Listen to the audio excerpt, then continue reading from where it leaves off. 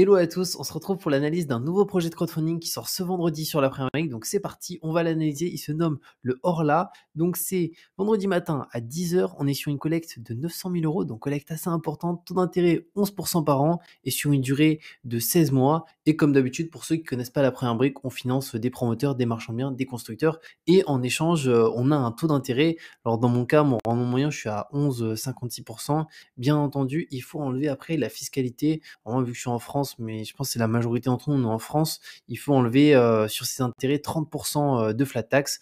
Donc ça fait un rendement net, on pourrait dire, d'autour des 7,5, peut-être un peu 8%.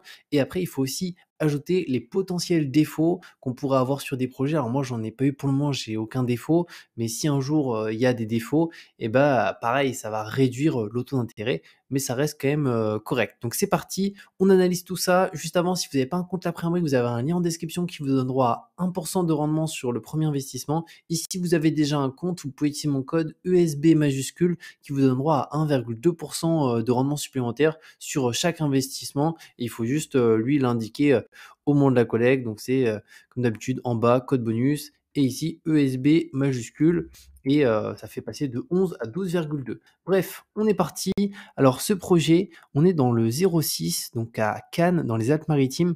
Donc c'est l'achat d'un immeuble 250 mètres carrés, il y a 4 étages, il y a 5 appartements, avec un jardin et un terrain. Donc les lots, ils sont revendus à la découpe et il n'y a pas de travaux. Donc moi j'aime bien les projets où il y a le minimum de travaux et aussi les projets où c'est plus du marchand de biens, plus que de la construction, où il y a beaucoup plus de délais, des incertitudes un petit peu plus importantes. On peut voir ensuite, après au niveau de ce projet, la marge, elle est de 12%. Donc je trouve que c'est quand même faible hein, pour un projet de marchand de biens, parce que si ça met plus de temps à se vendre, ou si les prix baissent, parce qu'on l'a vu, dans certains endroits ça baisse, alors en Cannes c'est pas forcément le cas, mais 12% de marge, c'est quand même un petit peu faible, je trouve. Alors, c'est pré-commercialisé à hauteur de 37% du chiffre d'affaires. Donc ça, on va regarder est-ce qu'il y a des conditions suspensives d'obtention de prêt ou pas. Donc taux d'intérêt 11%, donc on est sur un bon taux. Si on descend un petit peu plus haut au niveau des garanties, donc on a une hypothèque de premier rang inscrite sur l'immeuble, donc acheté 1 430 000, soit 121% du montant total financé. Donc ça, c'est vachement bien, c'est qu'on a une hypothèque de premier rang qui couvre la totalité du foncier, voire même un petit peu plus. Donc en réalité, ça couvre même les intérêts, et ça, c'est un bon point. Et on a aussi une caution personnelle de notre porteur de projet. Si on descend un petit peu plus bas, pour le porteur, alors peut-être que vous avez déjà financé certains des projets du porteur. Moi, j'ai financé le Windsor, d'ailleurs, qui m'a été déjà pas totalement remboursé, mais il reste une petite partie qui va être remboursée. Donc c'est Florent, 46 ans, c'est quand même un opérateur expérimenté, parce qu'on est sur plus de 250 biens immobiliers en tant que marchand. Donc on est vraiment sur quelqu'un qui a une belle expérience, donc ça c'est un bon point. Et c'est la 4e fois, et je crois, il me semble que c'est le 4e projet qu'il fait avec La Première Brique. Et au niveau de l'opération, il met quand même un petit peu de ses billes, 425 867 euros. Donc si on prend 425 000, nous on finance 900 000, on va dire qu'il met à peu près 30%, un peu moins peut-être. Donc il est investi dans le projet, ça c'est aussi un bon point. Donc c'est parti, on va aller maintenant dans la plaquette, et sur la plaquette pardon, de présentation. Donc ça on l'a vu, collecte 900 000, rendement 11%, durée cible 6 mois. Si on descend un petit peu plus bas, donc où ça se situe? Eh ben, on est juste ici à Cannes, hein, donc on a Fréjus qui est un petit peu plus au sud, un petit peu plus au nord, Antibes, encore plus au nord, on a Nice. Si on descend, on va même pouvoir voir l'adresse. Donc ici, on va pouvoir aller regarder, on peut voir qu'on est vraiment pas loin du vieux port de Cannes, donc c'est vraiment en plein centre. Alors, est-ce qu'on va pouvoir se mettre ici? Est-ce que c'est le 9? Il me semble que ça doit être le 9, ou sinon on a quoi en face? Non, ça n'a pas l'air d'être ça, je pense que c'est le 9. Donc ça doit être cet immeuble qui est juste ici avec les volets verts. Et si on bouge un petit peu dans le quartier, donc là on a des immeubles ici, et pas très loin, on doit voir la mer pour ceux qui sont de Cannes. Vous savez si la mer est juste ici ou pas. On peut regarder, est-ce qu'on a la mer? Non, bon, c'est peut-être de l'autre côté, mais en tout cas, ça a l'air d'être plutôt tranquille. On va se remettre ici. Si on descend un petit peu plus bas, l'environnement du projet, donc ici, ça correspond à d'autres éléments que La Première Brique, ils ont rajouté. Ça, c'est vachement bien. C'est le niveau de bruit du quartier, la route la plus proche, voie ferrée la plus proche, espace vert. Ça, c'est vraiment top qu'ils ont rajouté sur les nouveaux biens à partir de maintenant. Démographie de la ville aussi et logement juste ici. Donc appartements, maisons, les résidences principales, les parts de locataires, parts de propriétaires. Si on descend ici, on a les plans du département, environnement du projet, donc nous on va descendre. Là on a les visuels, donc c'est bien, oui, cet immeuble qu'on a vu ensemble. Donc on peut voir que c'est plutôt basique, hein, c'est pas au goût du jour, hein. On peut voir la vieille cuisine.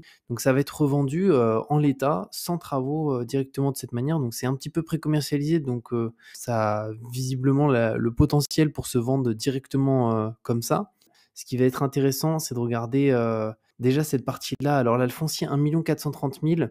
Donc nous, on finance 900 000. Il faut savoir qu'il n'y a pas uniquement nous qui finançons en collecte publique sur la première brique, mais il y a aussi un petit peu la collecte privée. Alors je vais essayer de mettre ici, qui finance le club deal de la première brique qui finance 280 000. Donc en réalité, on finance 1 180 000. Bon, ça reste moins que le foncier tout de même. Donc ça, c'est plutôt bien. Après, on a les prix de revient juste ici. Alors, on peut voir ici offre, promesse, négociation, offre. Donc ça, ils vont nous donner le détail par rapport à ces différents éléments.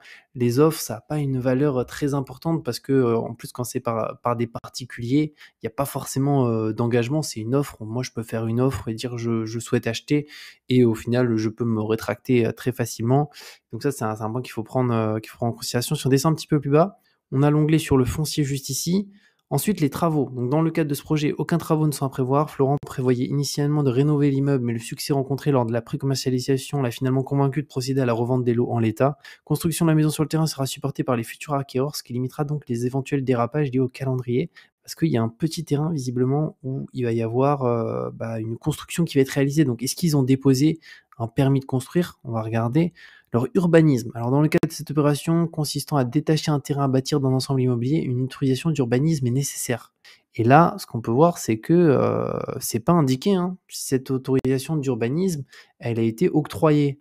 Donc ça, c'est pas terrible, hein. C'est que là, on sait pas trop. Peut-être un petit peu plus là, c'est indiqué, on va regarder. Notre porteur de projet a donc déposé un permis d'aménager le 23 mars 2023. Cette autorisation d'urbanisme est actuellement en cours d'instruction auprès du service d'urbanisme de la ville de Cannes. Donc c'est en cours d'instruction. Donc cours d'instruction, ça peut être refusé. Et donc là, ce qui est dommage, c'est qu'on n'a pas plus d'informations sur, imaginons, une potentielle réponse négative du service d'urbanisme de Cannes. Qu'est-ce qui se passe concrètement? Parce que ça peut peut-être mettre en difficulté le projet. Donc ça, c'est un point qu'il faut regarder. Également, pour améliorer la valorisation du bien, notre porteur a déposé un permis de construire pour une villa de 168 mètres carrés élevé sur 2 niveaux. Alors, est-ce que c'est le terrain qu'on a vu juste ici qui revend directement à une personne pour que la personne construise sa maison? Je sais pas trop, mais pareil, là, il est déposé, il n'a pas été obtenu le permis de construire. Donc, au niveau de l'urbanisme, là, c'est vrai qu'on est un peu dans le flou, hein. C'est que ici, c'est en cours d'instruction, donc ça peut être accepté, bien entendu, mais ça peut aussi être refusé. Il faut toujours imaginer le pire. Et après, pareil pour le permis de construire, ça a été déposé, ça n'a pas été obtenu encore. Ensuite, alors permis d'aménager, commercialisation, donc 50% en volume, 37% en chiffre d'affaires, ok. La date de dépôt, ça est-ce que c'était pour le permis de construire ou est-ce que c'était plus... alors non, c'était pour le permis d'aménager, c'était 23 mars, donc avril, mai, juin, ça fait 3 mois. Donc c'est encore en cours d'instruction, donc ils sont encore en attente de la réponse. Si on descend ici, alors la commercialisation, qu'est-ce qu'on peut voir? À date, sur les silos du projet, 2 offres d'achat et une promesse ont été signées, portant ainsi le taux de commercialisation à 50% en unité de lot, ce qui représente 37% du chiffre d'affaires. Ok, tous les lots commercialisés le sont sans condition suspensive de financement. Ok, donc il n'y a pas la partie crédit au niveau des lots qui sont pré-commercialisés. La vente du lot sous promesse se fera quand elle est en vente à terme partiel. 75 000 € seront versés à ce titre et le solde sera perçu en septembre. La revente des deux lots sous offre sera quant à elle très rapide, devant avoir lieu avant la fin de l'été 2023. En bonus, un lot est actuellement en cours de négociation. Il s'agit de l'appartement en location sur lequel Florent est en discussion pour obtenir un prix plus intéressant que celui déjà formulé par un potentiel acquéreur. D'ailleurs, un élément qui est aussi important, c'est que même quand il n'y a pas de conditions suspensives d'obtention de prêt, il faut savoir que n'importe quel acheteur, conditions suspensives ou pas, peut toujours se rétracter. Il a une semaine, ou il me semble que c'est 10 jours à partir du compromis de vente qui est signé chez le notaire. Donc il y a encore 7 jours ou 10 jours, n'hésitez pas à le mentionner dans le commentaire, je sais plus si c'est 7 ou 10 jours, qui, permet de se rétracter sans finalement avoir de frais de rétractation. C'est un délai, légal, hein. C'est un petit peu comme en tant que consommateur, on a 14 jours sur pas mal de produits, en ligne et tout. Bah, pour l'immobilier, c'est 7 à 10 jours. Donc, on peut toujours se rétracter si on le souhaite, même quand il y a pas de conditions suspensives. Mais en tout cas, c'est quand même un bon point là d'avoir, pas de conditions, suspensives de financement. Mais ici, c'est 2 offres et encore une fois, les offres, bah, tout le monde peut faire une offre et après le reste, c'est 2 offres et il y a 2 promesses aussi de vente. Est-ce que c'est indiqué? 2 offres et une promesse de vente signée. Donc ouais, la promesse par contre, là, c'est déjà ça a beaucoup plus de valeur qu'une offre, hein. Étude du marché. Donc au niveau des prix, on est à 5 287 €. Alors on est, plus proche du prix bas que du prix moyen. Après on l'a vu, c'est vendu un peu en l'état, hein. C'est-à-dire que c'est pas un vendu au goût du jour, c'est vendu de manière, assez simple et après c'est aux personnes de faire, on va dire la déco et si on se met ici au niveau des prix de Cannes, beh, purée ça fait que monter, hein. C'est-à-dire qu'on a eu une hausse fulgurante des années 2000 à peu près, 2010. Ensuite, ça a stagné, on va dire, jusqu'en, 2018 et après là, ça fait que monter. C'est assez dingue. On en fait, finalement, c'est dans beaucoup de villes du sud de la France où les prix ne baissent pas, hein, ne baissent pas du tout, donc ça, c'est quand même un bon point. On est sur une belle tendance, haussière pour Cannes. Si on se remet juste ici, alors qu'est-ce qu'on peut voir quant à l'évolution du marché? Les prix moyens constatés ont augmenté de 28 au cours des 5 dernières années, traduit forte croissance de la pression immobilière et de la commune. Sur ce ici, alors on a l'étude du marché, on a une étude de marché aussi ici sur cette partie au niveau de l'implantation du programme. Ça, c'est pas mal, ils ont rajouté ces éléments-là, en fait, avec les différentes transactions qui ont eu lieu et les prix de vente, notamment au niveau des publications. On peut voir 71 jours de publication, 59 jours, donc ça, souvent, c'est le délai de vente où l'annonce a été retirée. Si on se met ici, Florent, donc le porteur, SAS Win, donc ça a financé déjà pas mal de projets de la première brique, le Pastel 31, donc qui a été remboursé.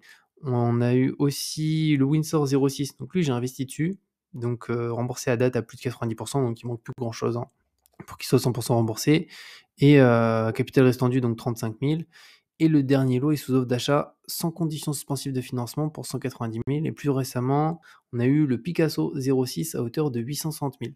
Si on descend ici pour la SAS, donc sa société, bah là en fait c'est dommage parce qu'on n'a pas le bilan 2022 et donc finalement les chiffres ici ne veulent pas dire grand chose étant donné que typiquement le projet ou le Windsor et aussi le projet le Picasso 06, ils vont pas être ici dans le stock, donc dans les dettes. Donc en réalité, la société a certainement plus de dettes. Au niveau des capitaux propres, peut-être qu'elle en a plus en 2022, peut-être qu'elle en a moins. Donc disons que là, on peut pas faire grand-chose avec ce bilan de société. Si on descend un petit peu plus bas, on a son historique. Caution personnelle du porteur de projet qui est juste ici. Donc la caution personnelle elle est d'1 416 000 sera prise afin de l'exposer en cas de défaillance. Et l'hypothèque de premier rang, juste là, qui est quand même un très bon point, avec couverture hypothécaire 121 du montant financier par la première brique. Et si on descend un petit peu plus bas, donc là on retrouve juste les visuels. Et là, on a un petit peu comment ça se déroule. Donc on a notre porteur, la première brique publique, donc ça c'est nous, et le club deal, la première brique. Je sais pas d'ailleurs comment ça fonctionne, leur club deal, comment y participer. C'est peut-être que pour les entreprises, je sais pas trop. Et voilà, par rapport à ces différents éléments, on peut voir un remboursement partiel d'environ 500 000 € et à prévoir avec la revente des lots actuellement commercialisés. Cependant, afin d'anticiper des aléas de calendrier imputables à la commercialisation, nous préférons prévoir une échéance maximale de remboursement plus longue. Ainsi, nous avons fixé la durée maximale à 16 mois. Donc, pour rappel, du côté des garanties, donc les rappels, l'hypothèque de premier rang. Du coup, le projet, dans mon cas, je le trouve bien. Je trouve que l'hypothèque de premier rang, elle couvre la totalité du foncier, donc ça, c'est quand même un très bon point. Après, seul truc que je trouve dommage on n'ait pas plus d'informations, c'est sur l'urbanisme. Juste ici, c'est quand même hyper important et on peut voir que c'est en cours d'instruction, donc ça peut être refusé, on ne sait pas. Et là, pareil, le permis de construire, il est déposé, mais il n'est pas obtenu. Je vais peut-être essayer d'envoyer un mail à la Première Brique pour leur demander. D'ailleurs, ça, c'est quelque chose qu'on peut faire avec la majorité des plateformes, enfin la Première Brique, Clubfounding et autres. C'est, dès qu'on a des questions, envoyer des emails avant la collecte et ils répondent, sur le projet. Après, ce qui est bien, c'est qu'au niveau de la commercialisation, même si là, c'est des offres et que ça a pas réellement de valeur, ça valide du moins les prix un peu de revente parce qu'il y a de potentiels acheteurs, sur ces prix-là. Donc, je vais essayer d'investir dessus. Là, je pense que ça passera largement parce que je suis groupe 2 sur ce projet et 900 000 €, je vais normalement, il y aura aucun souci. Pas forcément un très, très gros montant parce que je préfère actuellement diversifier au maximum les projets. Après, l'hypothèque de premier rang, c'est vrai que c'est très, très cool qui couvre le foncier plus les intérêts et la durée cible, c'est quand même un projet court, quoi. Donc je vais peut-être investir un petit peu plus. Mais voilà par rapport à l'analyse de ce projet. J'espère que ça vous a plu. N'hésitez pas si vous avez des remarques à les mettre directement dans les commentaires. Si vous souhaitez investir, vous pouvez utiliser mon code, comme je vous l'ai dit, ESB majuscule pour avoir 1,2% de rendement supplémentaire. Et on se dit à très bientôt pour une nouvelle vidéo et ciao!